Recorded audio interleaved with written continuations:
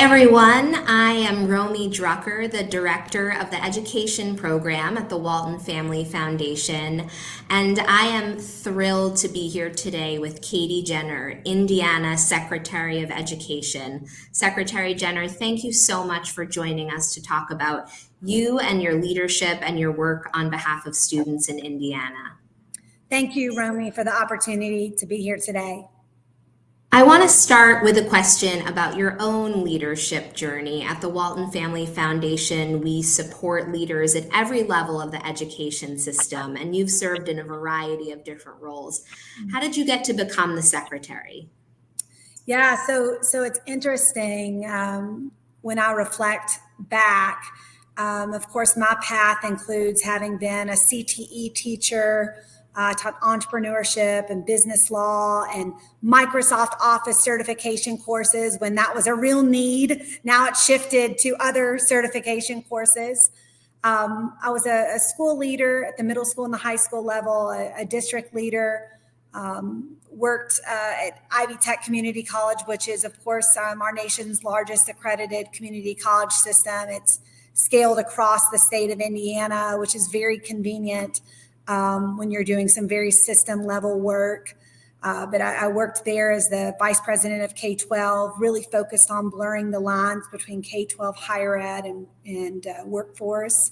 And then joined Governor Holcomb's team, started as his policy director in education, and that was about 6 months before COVID hit. So an interesting time, like many others who may be listening, if you started a job around then. And then was invited to be Indiana's first Secretary of Education when Governor Holcomb was elected to his second term. But the other thing, Romy, I think about when I think about my leadership path, and again, probably like many, there were different points in time where when I look back now, it all makes sense. But when going through it, it maybe didn't. And one of the memories I have was actually in high school. I took a work-based learning class. It was academic internship. And I shadowed, our teacher said to stay in this class, you have to pick two things. And I shadowed my high school principal, or interned with him. And then the other person I interned with was at a local U.S. senator was launching a policy initiative to try to teach students how policy works and how a law becomes a law. And so you think about that. I was 17 years old. Now, many years, decades later, right? You look at the role I'm in, and I think that's the kind of purpose and value that we have to give our high school students today, and we have great opportunity to do that better in our country. What an amazing trajectory and collection of experiences. I want to come back to your work to rethink high school in the state of Indiana in just a moment. But if you would just reflect on more broadly the state of teaching and learning in Indiana right now, we're, still recovering as a nation from the pandemic, from learning loss, and from the social emotional toll on students. Just give us a snapshot of, from your kind of 360-degree leadership view, what you're seeing statewide. Yeah, and I'm making a few notes right now. In Indiana, we've thought a lot about how do you make lemonade out of lemons, essentially, right? How do you take a tough situation and really improve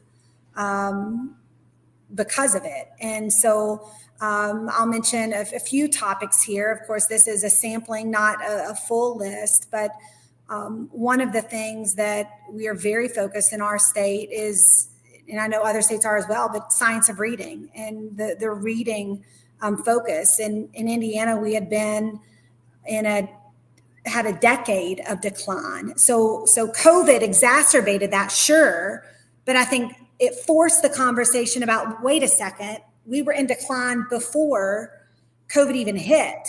So the urgency there is real, and we have over $170 million investment to support our current teachers and future teachers, making sure they have the knowledge and skills needed to teach our students reading. Another area of focus, again, high level, that we'll probably talk about today is rethinking high school, making those 4 years of high school as valuable as possible for our students. And then, of course, how that back maps into even transformation in our middle school grades and below. And then a third area that I'll touch on just high level is our educator pipeline. You know, what in Indiana, we launched a supply demand marketplace to understand not only what is our demand, including teachers, but also bus drivers, custodial and maintenance teams, but the whole faculty staff that it makes to run a brick and mortar school or even a virtual school. And then what is our supply?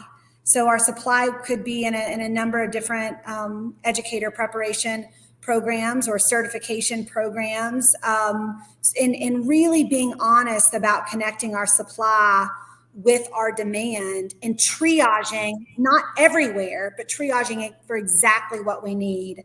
And we've looked at that a number of different ways. Probably, Romy, the fourth thing I'd mention high level is making sure we're focused in on what really matters to our students and to all of the stakeholders. So we launched a profile of a graduate that we're now leveraging to drive a lot of the change that we're seeing in Indiana, and I'm glad to talk more about that. We call that Indiana GPS, Indiana Graduates Prepared to Succeed. Well, I love how in everything you're talking about, you're really anchoring in the classroom. I want to come back actually to all of those topics. Let's start with high school, which is clearly a passion of yours, having kind of heard about your own experience in the classroom, and I know has been a signature initiative under your leadership to think about this question of rethinking or reimagining high school. Tell us what that means to you, and break down for us a little bit, just on a practical level, what is changing about the student experience as we think about sort of a new way for students to orient in those later grades? Yeah, so Romy, I mentioned the profile of a graduate. You know, so many states have started to lean into creating that profile of a graduate, but I think you always want to ask the question: is it just a something that we point to, or is it systematically impacting how we're changing? So in Indiana, we're leveraging that big time to systematically rethink what we're doing. Our profile of a graduate, of course, academic mastery, reading STEM, but then it goes to career and post-secondary readiness, including credentials of value, that educational attainment that can be attained while in high school, and experiences like work-based learning. And then it shifts to skills like communication and collaboration, like work ethic, and then like civic, financial, and digital literacy. So some of those things as schools we're comfortable doing because we have been doing the reading and the STEM, while we have things that we need to improve upon with a comfort. Really rethinking high school to include quality work-based learning and credentials of value, and then the flexibility and personalization so that every child, every student can seize their own purpose. Just like I mentioned to you when I was in high school, not many students would have probably wanted to shadow their high school principal. I did at the time. And so how might we provide that opportunity, that access to every child in Indiana, and we've had, again, conversations with, of course, educators, parents and families, students, business and industry,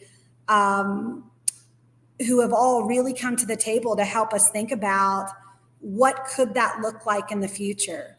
You may know we just at the end of March proposed our new diploma rules, and we now go through a 4-month public comment process of which we're eager to hear from people. But in that development of the rules, we have a foundation that every child would have in 9th and 10th grade that it's all built upon those key characteristics that I just mentioned. So courses and competencies that complement making sure a child can communicate and collaborate, as an example. But then that 11th and 12th grade, it's all about what's that student's graduation plan? What is their plan ahead? And when we talk to parents and families, an example that comes to my mind, I had one parent with their student say that the student's uncle was a plumber, and he saw how, that first of all, he saw, I think, the salary that his uncle made but also the interest in a family business that he could join. So he was interested, of course, in those certifications and those experiences. But then in the same week, I talked to another parent whose child was in 19 AP courses. And that parent and student equally wanted to have experiences in career areas of interest. And so that student pointed to one of their friends who was at IU Health doing an apprenticeship, and how they were making the rounds at the hospital. And that student just craved the opportunity to not only work on their future goals, but also to have that experience ahead. So again, in Indiana, we're hoping to really open up access to make sure all students have the opportunity, if they are interested, to have earn credentials of value, and then also have quality work-based learning experiences. It's so exciting that you're thinking about this on a statewide level. All of the research that we've done and seen, we have a big partnership with Gallup to really understand what this generation of students wants to get out of their education. And then the number one thing is what you're saying, Secretary Jenner. It's this sense of purpose. It's this sense of wanting to sort of tap into what your plan could be, being open to the idea there are multiple pathways. And I just appreciate deeply sort of the structure that you're bringing to thinking about how do we do this statewide at a significant scale. You mentioned some of the stakeholder groups you're working with: students, teachers, families. I want to ask about industry partners. How are you bringing industry partners to the table in this reinventing high school work? What role do they play? I know we'd all love to see more apprenticeship and mentoring and work-based internship opportunities out there. Are you learning anything about working with that coalition? Yeah, so our business and industry coalition, if you want to call it that, Romy, it includes not only local community entrepreneurs, and sometimes they're at the table, sometimes they're also represented by their local or state chamber of commerce, who they've been very involved with this process. And then it also includes some of Indiana's Fortune 500 companies. All right, so all ends of the spectrum here, who we're trying to understand how can we better connect our talent development pipeline and connect students more seamlessly to what's ahead. One of the opportunities that I think is absolutely giving a level of synergy that's driving this faster in Indiana is something we call the iLab. It's probably a group of, I'd say, 150 or so people made up of a lot of CEOs from a variety of sectors, some philanthropies, some of our top legislative leadership, college presidents, K-12 superintendents, so a variety of people who are all studying the apprenticeship model in Switzerland, to the point that many of us have made a trip, at least one trip over to study the Swiss system. What we find in Indiana that makes Switzerland unique is the permeability. So unlike some countries, when they decide their junior and senior year, what path they might want to take, some of them may be in that path forever. And we were not interested in that. We were really interested in permeability. So if you're a 10th grader, a sophomore in high school, and you think to that student who wanted to do the rounds at IU Health, if they got into the rounds and realized that's not really for me, that they could easily pivot to, it's permeable, they could easily pivot to something different. So we've been studying that. And then also the Swiss model, there's a lot of interest with business and industry because it shows ROI, it shows return on investment for them. So what they're finding is they may invest more money in the front end when the student is, in comparison to America, when the student is a junior and senior and doing that apprenticeship at Swisscom or wherever it might be. But then the down the road return on investment, that is their why. That is why they have built that talent development system. And right now in Switzerland, they have about 70% of their students who are in apprenticeships. Now in Indiana, we're not trying to take the Switzerland system and put it right in Indiana. That's not it at all. But to be very, very clear, Romy, when we did a landscape analysis in America, we were able to learn a few things from states, but we didn't find exactly what we were looking for. And that's why we expanded our search internationally and have really committed to studying that Swiss model. But I think that is one of the areas where business and industry, I've told some of them this, I was totally shocked with how into it they were and how much they see this as a potential transformation that would be beneficial to not only them, but also the student if we pursue that in Indiana. So that is active, and we're actively building that out, noting that the apprenticeship is like the creme de la creme. It's the top end of work-based learning and credential earning.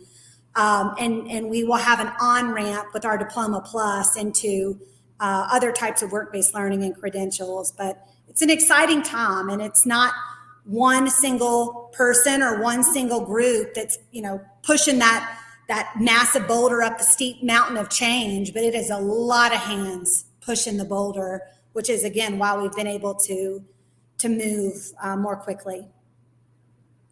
Before we move on to the next topic, I just wanted to see on that point about sort of all of the hands pushing the boulder up the hill, if you had a quick reflection on all the work that you and Governor Holcomb and the legislature did to get the policy actually on the books that is allowing for this transformation. Now you've sort of pivoted it into implementation mode, and we've talked about all the kind of both challenges and opportunities of doing that well at a statewide scale. But what advice would you have for other states and secretaries of education thinking about that transition or that translation from policy to implementation? Yeah, Romy, I mean, the first thing, very humbly, I would say, we have copied the playbooks from other states, whether it's science of reading and the work that Mississippi did, or again, some of the work that other states have done on other topics. And I would encourage anyone to, I'm glad to hop on a call to Soundboard. I'd love to learn from them and what they're doing. And I think that's what it's going to take to really transform high school in the nation. And just being honest with ourselves, you all. Right now, we are nibbling around the edges. We are doing this class in lieu of this class, or we have maybe seeds of success in our various states. But I think systematic change, we have to have that open dialogue about what works and what doesn't, and the lessons that we learned. In terms of the legislative leadership in Indiana and Governor Holcomb, they've really, quite frankly, totally opened the doors to allow this change to happen in a number of ways. Number one, A large, I would call it aggressive bill was passed last year that launched America's first career scholarship account. The career scholarship account is still absolutely in its infancy, and we're learning a lot about them and have some changes and improvements ahead. But the CSA was launched knowing that there are barriers to change. There are barriers for the students. Some students may not have transportation to a work-based learning opportunity, or may need a driver's license to get there. I mean, a number of different barriers there. Some students may have a barrier to educational attainment and earning that credential because their school offers dual credit, but it's missing the couple of courses, dual enrollment, to allow them to complete a credential. Well, that CSA now will pay for those opportunities. And again, we have more improvements ahead, but that should really remove barriers for students. Barriers to the structure exist as well.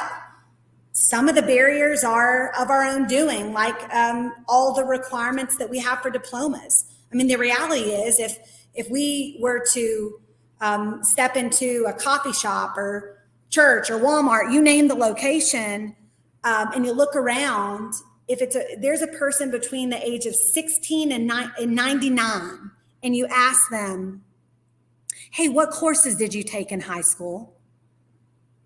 We would all have about the same 30 to 40 courses that we all took. And yet our pathways are totally and uniquely different.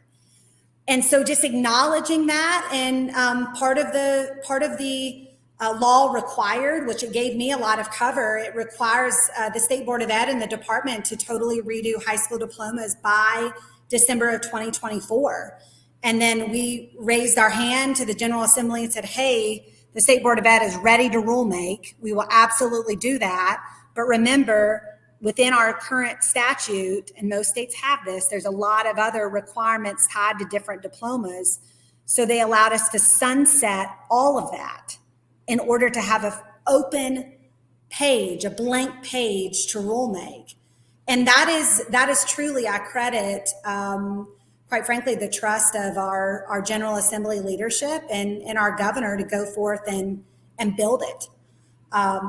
So that's a little bit on the policy side. I'd say we've also really paved the way in preparing our counties. We have 92 counties in Indiana, and we launched a highly competitive grant to scale more work-based learning, credentials of value at the high school level, and middle school exploration, or I should say middle school and elementary career exploration. So that all 92 counties started that immediately when we came in 3 years ago. And then just leveraging our data, right? I mean, in Indiana, we have 64% of our students leaving with college credit, 64%. And the average leaves with 13 and a half credits. And a short-term credential is between 15 and 18 credits. A short-term credential is not random acts of credit, but it's something no one can ever take away and is often stackable. And that short-term credential, we wanted to make that accessible to all. So we ran the data and realized we had thousands of students who were within 1 to 3 courses of completing a credential in high school. So we launched something called Crossing the Finish Line, where we'll pay for the courses in the summer for a student to complete while we rebuild our systems to support. So that's just those are just a few examples that come to mind. But I would say that the biggest thing of all, Romy, is we're doing a lot of listening. We're using our data. And the key is that we're rowing in the same direction and working together. And we're not making excuses. We're calling each other out for excuses. And I often hear this and love it, but people, you know, do you spend your time around people who talk about problems and admire problems, or do you spend your time around people who identify solutions? And we're spending our time with the people who identify solutions. Thank you for that. And systems change is really hard work and just the examples you gave. I mean, first of all, thank you for mentioning the focus on serving all students in the state, no matter what kind of setting they're coming from. 92 counties, that is urban, rural, suburban. And we just appreciate deeply the focus on equitable access to the new opportunities you're creating. I would also just say, like, your spirit of collaboration with others, across the country, knowing that these problems are hard, but they are solvable when we come together and share information about what's working, what needs to be improved, where did we hit roadblocks. So thank you for the sort of pragmatism and ambition I think you're bringing to the work. I want to talk a little bit as we're kind of reflecting on implementation and what that means at a statewide level on the importance of partnership with teachers and sort of teachers as change agents in the work of implementation.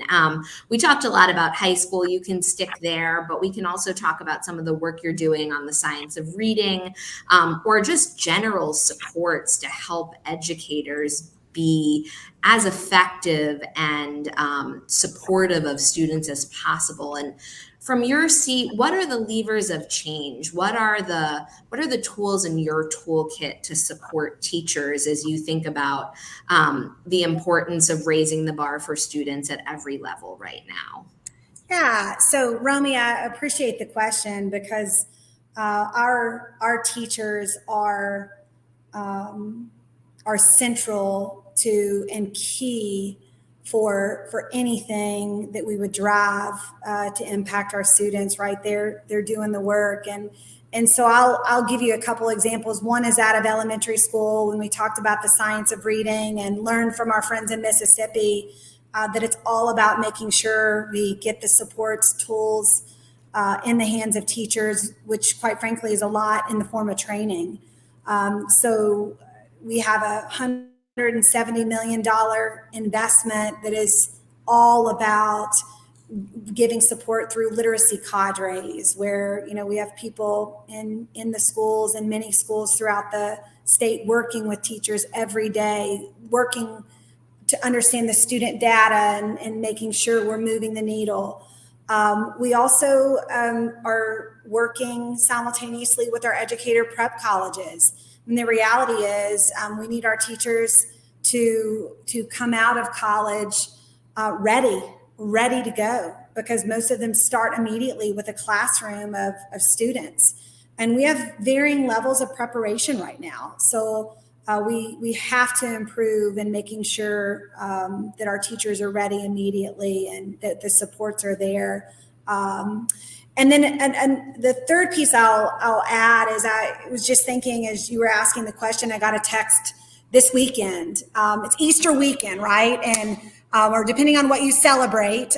For me, my family was in for Easter, and I get a text from a teacher on Saturday afternoon with just like out of the blue with an idea about how they're thinking about reinventing high school, rethinking high school, and what that could mean for them and what it could mean for kids in 11th and 12th grade. And like that's the level of empowerment that and listening and brainstorming on what could it be.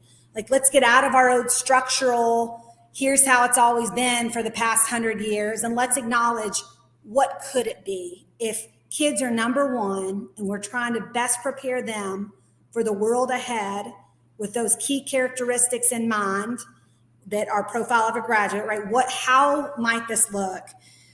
So that's those are the types of conversations we're having right now actively with our teachers, with our school counselors, with our principals, superintendents, local school board members, and community leaders, business leaders, and others. So it's a combination of champions at the local level. Those are the communities that are moving the needle fastest for kids.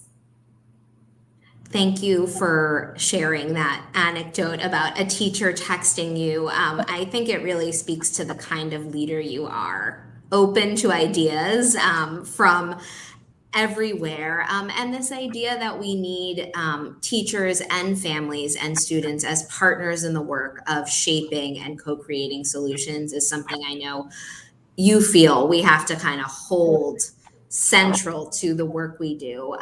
You've been so generous with your time. I want to ask one more question. Sure. And just your advice to the field about staying hopeful at a moment in education where the work is, it's always difficult and it's always joyful. And also the pandemic just put a strain on schools and classrooms and teachers and families and communities. And also, there is so much to be excited and hopeful about. But what do you keep coming back to? And when you think about the folks who are going to be watching this, who are, a mix of teachers and parents and people working across the field of education, what advice do you have for them for sort of tapping into their own purpose in this work?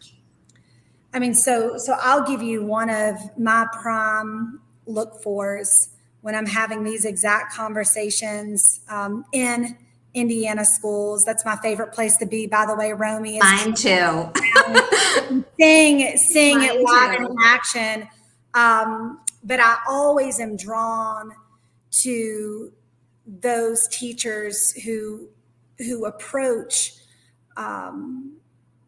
their day-to-day purpose with keeping our students number one, but also not spending their time battling the status quo, but spending their time and resources coming up with solutions that may work, that may improve what we're presently doing. The bulk of what we are driving in Indiana all started locally. And in many cases, it started with a teacher. It started with a school leader. And I could point to probably 24 things, Romy, that all started in that way. It's because there was a change agent somewhere whose mindset was not just, I don't like that, which we all can come up with. Totally. But it was, I don't like that, and here's how it could be better, and I'm going to figure out who to talk to who can help, or who can help think through this. And again, we'll keep listening, and we'll keep driving good change. And I'll go back to and end with, but we have to keep students number one, and not allow ourselves to fall back into status quo is okay. We have to keep looking ahead and pushing forward for kids. Secretary Jenner, thank you so much for joining me today for this conversation, for your leadership, for working across lines of difference and being a real visionary problem solver and a pragmatist when it comes to this brighter future that I know that we can have for all students in Indiana and across the country. So really appreciate you. Thank you, Romy, for the time. Great to be here today to celebrate a little bit of the work that we're doing. And I look forward to continuing to learn from other states as well. Thank you.